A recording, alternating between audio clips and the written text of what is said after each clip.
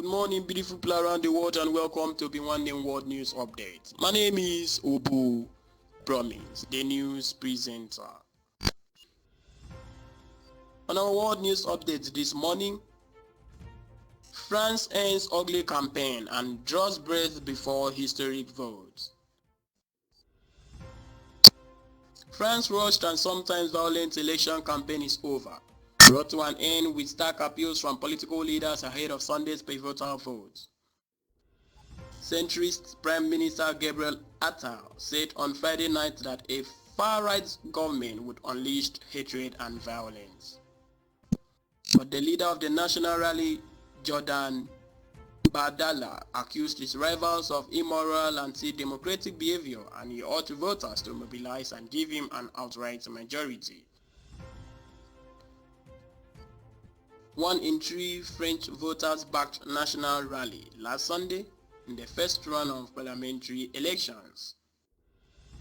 The choice a week on is between France's first far-right government of modern times or political deadlock, and voters feared there is turmoil ahead whosoever wins.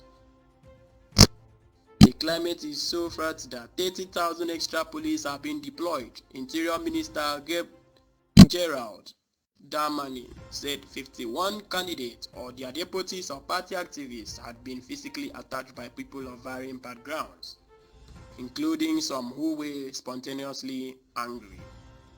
In one incident, an extremist network published a list of almost 100 lawyers for eliminating after they signed an open letter against National Rally.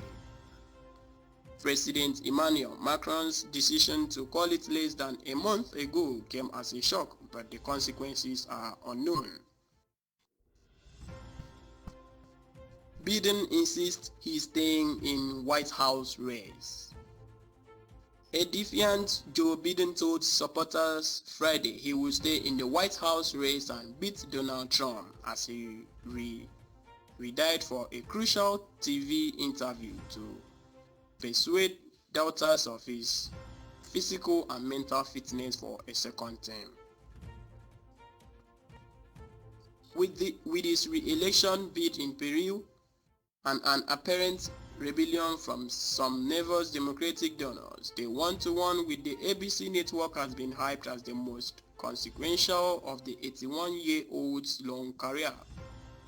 It comes after Biden's disastrous campaign debate last week with Donald Trump triggered panic within his Democratic Party and calls for him to pull out of the race. The Biden campaign has pushed back hard on any suggestion he may withdraw, and just hours before the ABC interview, it released an aggressive campaign travel schedule for the rest of July. Appearing at a campaign rally in Madison, Wisconsin, the president delivered an energetic storm speech, unequivocally declaring, "I'm staying in the race. I will beat Donald Trump." Still on the world news, debris flies through air as tornado hits China city. Eyewitness footage shows a funnel-shaped column ripping through Shandong province. Rescue operations are underway after the tornado killed 1 person and injured 79 people. According to the Dongming Emergency Management Bureau, China has seen extreme weather conditions in recent months, from searing heat waves to torrential rain. And lastly, on our world news, singer Sabrina Carpenter breaks UK chart record. The Pennsylvania-born star has become the first female artist to hold both the number 1 and number 2 positions on the single chart for 3 consecutive weeks. Please remain in the top spot on this week's chart, while her previous single, Espresso, held on at another 2. The Beatles achieved the same feat in the 1960s, scoring the chart double on 2 separate occasions. More recently, Justin Bieber scored 4 weeks in the top 2 slot in 2015, while Ed Sheeran notched up 5 weeks on 2 occasions in 2017. Despite being in second place, Expresso actually recorded slightly more streams, 7.1 million in the last week than Please Please Please, which is 7 million. Both songs will feature on Carpenter's forthcoming album Short and Sweet, set to be released in August.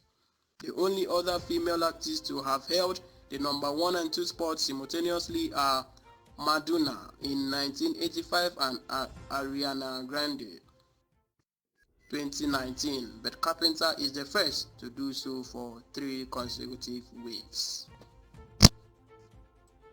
And with this, we've come to the end of our World News Update today. A massive thanks for listening to Obinwannem News Hour. Please do ensure to follow Obinwannem media platform to be updated anytime we come live.